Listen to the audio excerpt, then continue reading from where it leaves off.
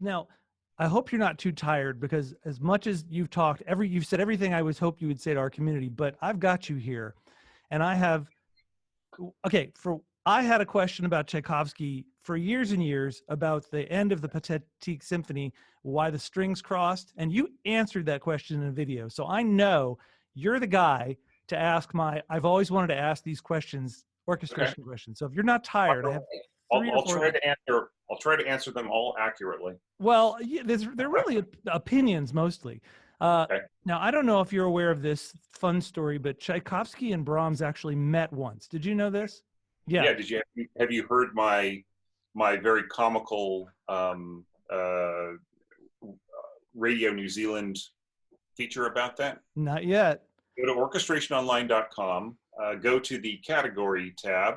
Go all the way to the bottom where it says Radio New Zealand. Click on it, and then go to my Tchaikovsky page on the options. And I think I've got one called Tchaikovsky versus Brahms, and it's talking about how they had a bromance. It was a bromance of frenemies. That's right. But go ahead, ask the question relating to that. Well, I was going to say the story I know is that they actually met in Russia, and they planned to hate each other because they hated each other's music, but they found they liked each other very much. So they went ahead and decided, well, I hate your music, but you're just a capital fellow, and then they had beers forever. Go ahead. Check out my feature on that because it's even funnier than you think. Okay. And they met in Leipzig at the house. It was I think a Christmas dinner, and Brahms was rehearsing his I think his third piano trio with Brodsky, with Adolf Brodsky, and the Griegs showed up just as Brahms asked Tchaikovsky the question, how did you like it? And Tchaikovsky is like, well, how honest do I need to be here? And Tchaikovsky had this notion in his head that Brahms was like this stuck-up jerk. And when he met him in person, it's like he's this humble guy who just acts like a nobody, is not interested in being famous, just loves composing music, does everything for art's sake, and he's a really friendly guy. So the next thing he did was he wrote a letter saying, I've been on the booze with Brahms for the past couple days. He's a great guy. And the Grieg family showed up, and so they were all seated, boy, girl, around the table. And Grieg's wife, Nina, who was a bit of a crack up, she was like this big comedian, outgoing soprano soloist and so on. She said, look, I feel like I'm sitting between two giants here. I think I'm too small for this. I don't have the courage to sit here. And Grieg just leaped to his feet across the table and said, but I've got the courage. And so he, so they went over there and they formed this little group of guys getting really drunk. And the person who chronicled this was the wife of Adolf Brodsky. And, she said, look, Brahms grabbed the strawberry jam, and he said he was going to eat it all. Nobody else could have any. And they were just really, really getting, stoned out of their gourds, and whatever language she used for that. And Grieg was basically just like the Toastmaster. He was just he was the conduit between the two grumpy composers. And after a while, Tchaikovsky really got to admire Brahms and everybody loved the Griegs because they were so awesome. So Tchaikovsky, about a few years later, Tchaikovsky was touring his Fifth Symphony, and people don't really realize that this about his last three symphonies is that they were composed to be taken on the road as Tchaikovsky, the conductor composer. And Tchaikovsky had been conducting the Fifth Symphony for night after night after night. He was just getting sick of it. And he and it was just like this parody of him. And it just was gnawing at him, the inadequacies of his own music. It was just, it was driving him crazy. So he's just really downhearted. And he shows up in this one town in Central Europe. and he's checking into the motel or the hotel, and who does he meet by the register? But there's Brahms, and he says, "My dear boy, I hear you've got a performance like coming up. So look, can I? I was going to leave today, but can I come check out the rehearsal tomorrow?" And like, it's like, yeah, of course. So, you know, Brahms went along to the rehearsal, and unfortunately, he has like sleep apnea. So like he started to snore in the middle of you know, of some of these pieces, but afterwards, Brahms kind of felt a little sheepish about it. So he took Tchaikovsky out to a 7-course lunch, and you know, they consumed several bottles of wine. And during this lunch, they both, in the most brotherly way, told each other exactly what they thought of each other's music. And and the funny thing was that they totally agreed with each other. So like if Tchaikovsky could say, well, you know, I just, you know, I love you as a brother, but I think your music is total hogwash. And he says, of course it is. Haven't you heard the critics? You know, they're right. I just, you know, I don't know why anybody buys this stuff of mine. Just, you know, put it out of your mind, my dear fellow. You know, and then Tchaikovsky, you know, and then Brahms would say, well, you know, speaking of which, I heard that, you know, one the parts that I heard when I didn't fall asleep to your symphony, I just, you know, let's go through that. Let's see what the problem is, you know. And he just went down, you know, this whole list of like all the things that were right and wrong with the symphony. And Tchaikovsky's reaction was, you're right, that piece is horrible, it's driving me crazy. And so they were just sitting there just getting completely stoned, and you know, and you know, and they parted the table as like the best of friends. And if they just had more chance to hang out with each other, I think there would be more epic stories of intoxication and self-flagellation. But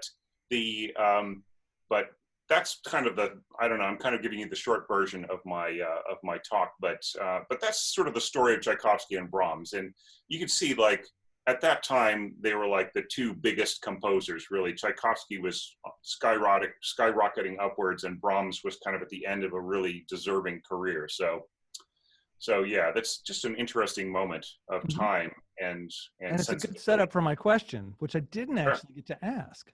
The question, here's the thing.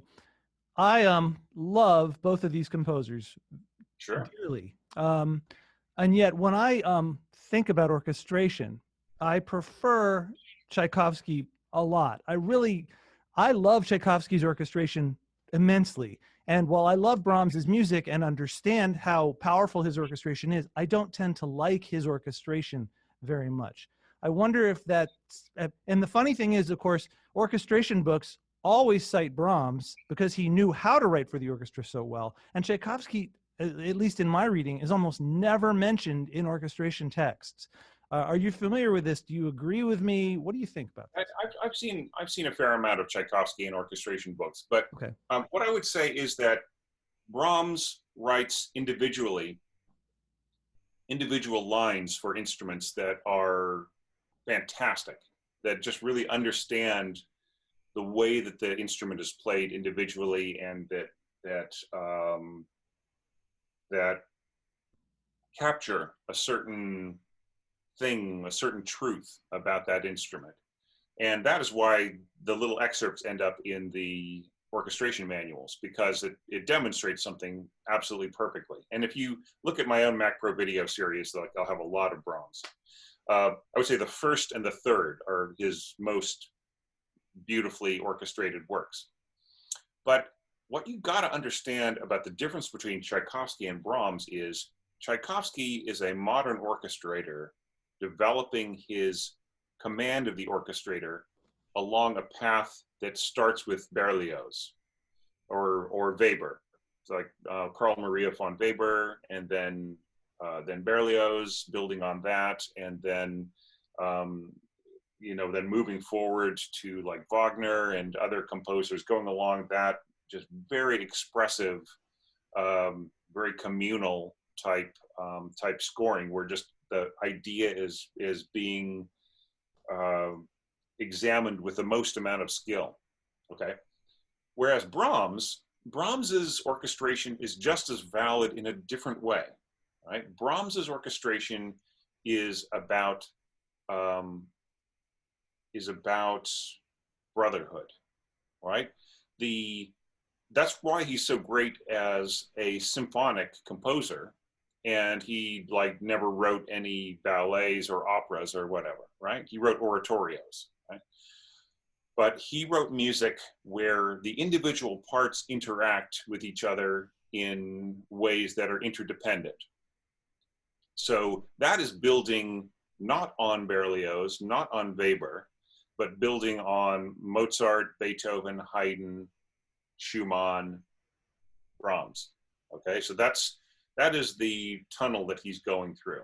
And he was extremely comfortable scoring that way, and he decided to keep it that way because the whole concept of interactivity and interdependency is something that is just profound in his music. Like, I think like his sextet, for instance, or something like that. Like just like with the parts working together in those ways. So if you are listening to those voices inside the music, it's gripping, right? That is what matters, right? It not the fact that not whether the tone color itself is as satisfying as Tchaikovsky or Wagner or whoever, right?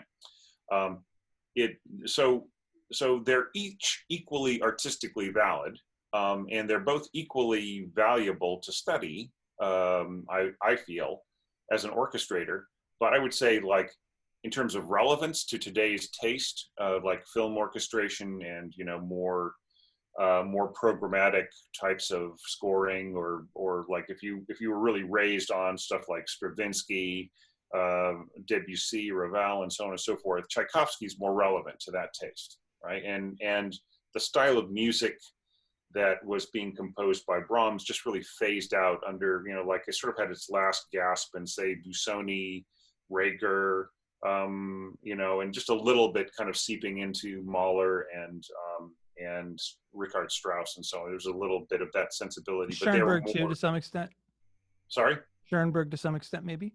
A little bit, but I mean, like it's really like those guys were trying to just go their own direction in a way too. So but there's a little bit of it in the other guy, the other B, with a big orchestra.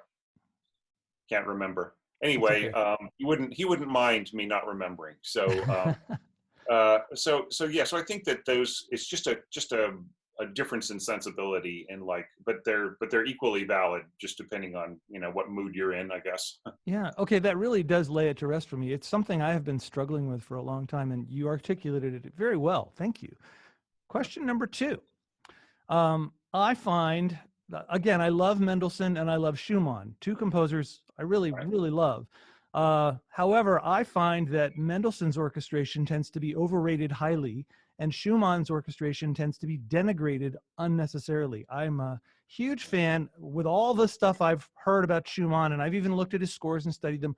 I don't find Schumann's scores to be nearly as bad as people say, and I find Mendelssohn's string writing, I think, is just top notch. I love his string symphonies. I think he's great. But when he adds the woodwinds, I find it's just not all that fantastic. I don't love his symphonies. What do you have to say about that? I would say it's the same thing that's happening with Brahms, right? It's, I mean, Schumann had, he had a touch of Weber in his scoring, right? He did think it big, he did think bigger than Beethoven. So there's a little bit of that going on. And there's also the sense that Schumann was writing in ways that try to push the envelope using the uniquely problematic instruments of that particular period in which he was composing orchestrally. It's at the start of his life, it was all natural trumpets, natural horns, no valves, no pistons.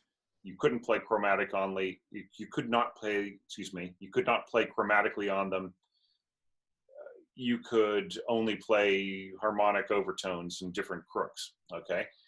And by the end of his life, you had the output of shops like Adolphe Sax in France, and then there were some instrument makers in Germany, and they were making instruments that are pretty similar to what we have today. Not totally there yet, but yeah.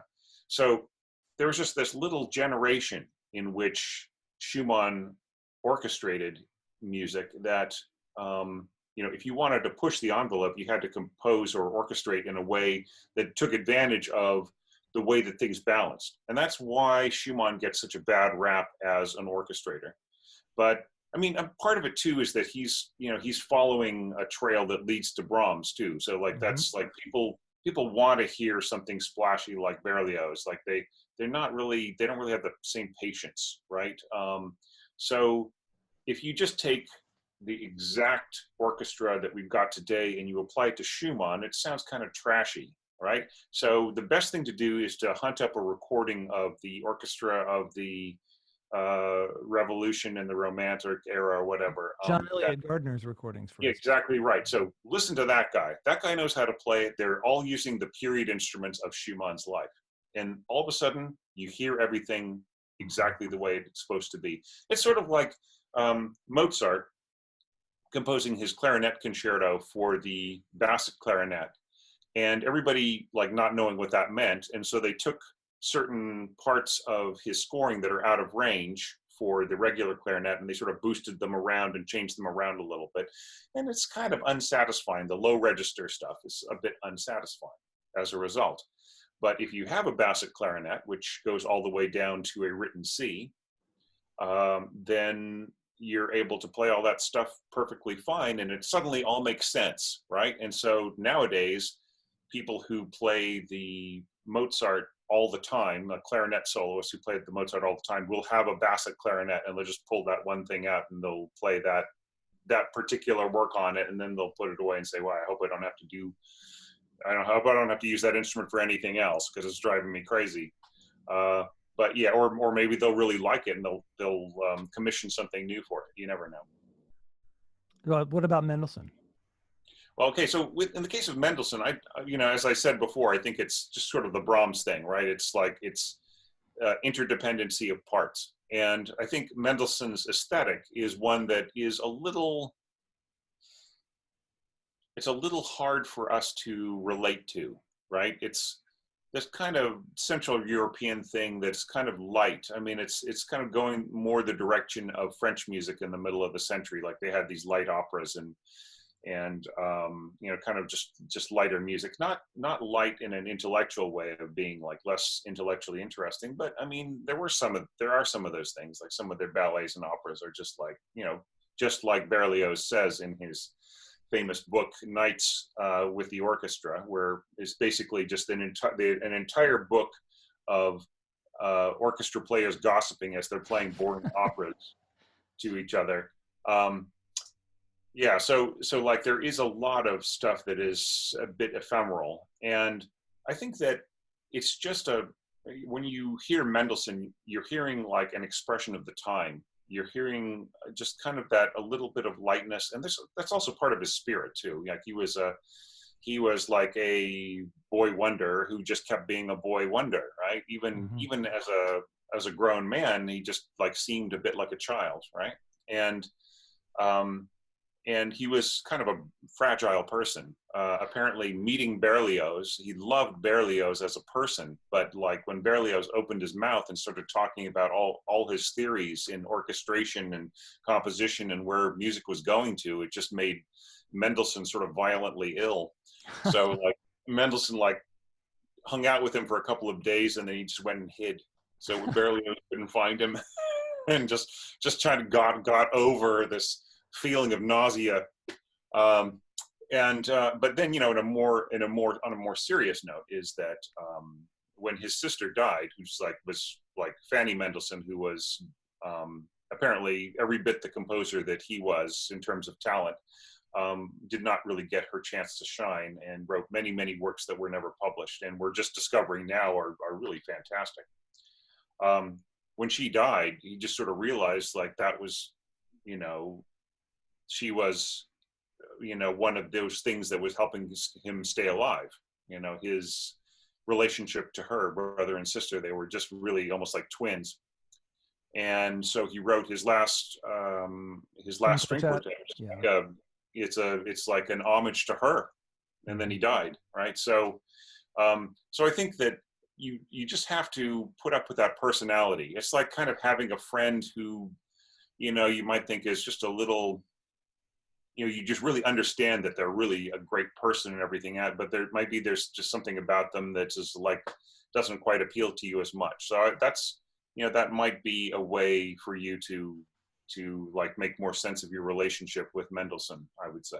Well, you also mentioned something about this German idea of interrelationship of parts, and I find that Brahms and Mendelssohn both have in common that homogeneous textures work very well for them, much better than heterogeneous textures. String octet, string sextet, Brahms, choral pieces, these Sure. really sound beautiful. And mixed textures, they had to work a lot harder to know what to do with them, I think, in some cases. Yeah, but I mean, part of that has to do with the kind of the aesthetic of what you're expecting the wind players to play, right? So, and that might also be driven by the repertoire that those orchestras wanted to play, right? So you might have had orchestras that are kind of more symphonic, right? And they're playing Beethoven night after night, Beethoven, Haydn, Mozart, and so on. And if you hand them something that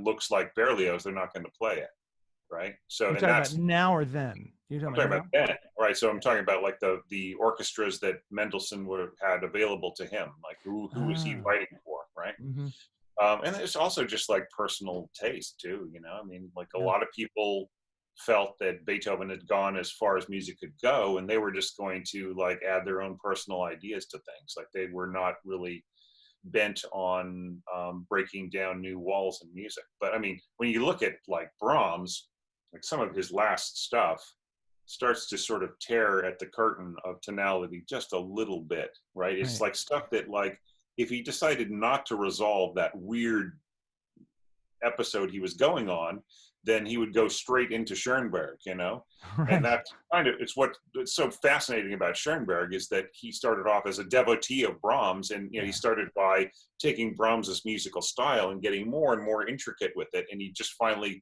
found himself in that picture, and the part of himself that he found was something that didn't need to resolve, right? So so that's all intriguing. I mean, I have to say I'm not a huge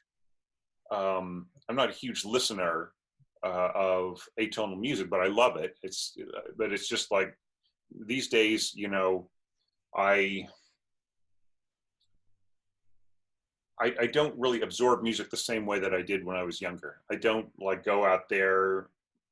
I don't see music as food as much as I used to. Like when I was a kid, it's just, everything was like, I mean, we didn't care if we ate as young musicians. We would just care if we were able to afford that next album, and then we'd take that home and we'd listen to it starving. So music isn't the same thing for me now because it's so like I am such a construction of what I've heard, right? So I feel now like I'm more like a walking, talking perspective and encyclopedia, than I am somebody who is just absorbing music and saying, hey, that's good, let's listen to that. It's more like, oh yeah, like that, I understand the context of that. So I have this huge filter of myself and my experiences, not really in the way, but sort of keeping me from being as shocked by anything as I might have been before. So, I see things that would be shocking all the time to me who didn't know any better, right? But now I just kind of say, oh, that's a cool way, that's a really neat thing that happened there. But it's not like I get sucked into Schoenberg and want to listen to him over and over and over again. But by the same token, I don't get sucked into the same things I got sucked into before, like listening to every sonata of Scarlatti, or listening to all the Frank Zappa I could get my hands on, or all these other kinds of things. They're just not as right now the obsession with me is like, well, I've got a commission, so I got to get that finished. I got to get it out the door. So if I do enough of these in a year, then then this is a career, right? So it's a more practical application of my spectrum tendencies as an adult. Last question, I promise. Sure. Okay, I don't know if you're aware of this about Ravel, but Ravel once said that he would like, before he had intended to reorchestrate La Mer. I I think about these two icons of orchestration, and I'm thinking, what in the world would Ravel have done to reorchestrate La Mer? Have you ever considered that? Is there an answer to that question? What you have to do is it's just like today's internet. If you see something that sounds really out there, you should do some research and check to see the source of where it comes from. The only record we have of Ravel ever saying that was from one of his students. It was the second group of proteges right after Les Six. There was, oh gosh, I can't remember anybody's name now, but there was a new generation of composers, and one of them was the composer Henri Sauguet. Now, Sauguet was a kind of a student, kind of a hanger-on of Ravel. That's where the anecdote comes from. Nobody else ever mentioned him saying that. Not his friends who were much more important to him, like Maurice Delage, or who's that really great violinist who he proposed marriage to? I think they were all just they were having a garden party, and she was there. She was visiting Ravel with all of her, fellow pepper pots, and they're all just hanging out, probably, having a slight afternoon tipple, and I think they were all discussing marriage and stuff. And Ravel turned to her and he said, we should get married. That was the only time anybody has ever heard of Ravel, proposing marriage. So maybe he was just kidding her, or, she laughed it off, but, people have sort of thought So he didn't tell her, and she was his best friend in his elderly days. So I think that it is either Ravel was kind of kidding, or he was he was just remembering some awful thing that he heard Debussy say, in response to one of Debussy's cronies who was trying to get him to work against Ravel. There was all these people in Paris, just, it's like the Paris scene is a lot like the indie scene, in some town, right? Like Chicago or San Francisco, with all these little cliques. Just, if your band gets to be big, then this other band is considered to be in the same style. Like, all the followers are either going to go to both concerts, or they're going to just try to destroy each other, right? So it's the same exact stuff that was going on. So I don't believe it. And not only do I not believe it, but I point out in lecture after lecture in my series on my lecture series currently being released on La Mer, about why that is such a ridiculous thing to propose. Now, there are a couple of passages where the orchestration doesn't really work.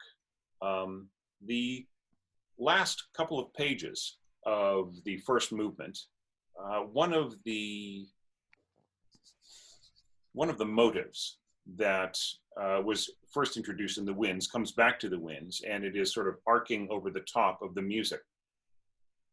But because of the pungency of the brass below it, you just can't hear it, right? And I mean, I think you can just barely hear it if you really listen closely to some recordings. But in general, the wind players are just kind of playing it, nothing's happening. But I don't think that would have been what Ravel would have been talking about, the occasional passage here and there. So I don't believe it. Okay.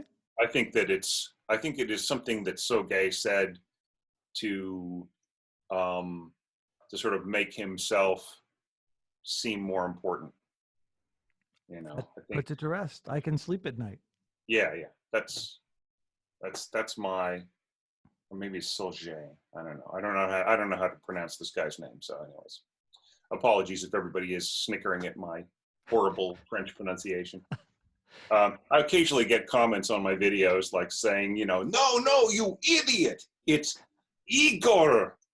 It's Igor. It's not Igor, and so I just have to comment well, that's why this is a channel about orchestration, not pronunciation. But We'll start a group called Pronunciation Online. yeah, there we go. Yeah. Yeah, somebody should start that. Yeah, and they can make a whole clip of all my greatest hits. Thomas Goss, thank you so much for your time. Hey, it's really great talking to you, Adam. That's really fun. And hi everybody out there once again. And come check out Orchestration Online if you're getting into it. It's very supportive environment, and I try to make sure that it's a safe space for people coming up with wild new ideas and sort of floundering around when they have never quite scored for those instruments before. Thank you all for joining us. We will have more interviews coming up. I'm looking forward to sharing some more folks with you that I'm delighted to meet. Everyone have a great day, and we'll see you next time.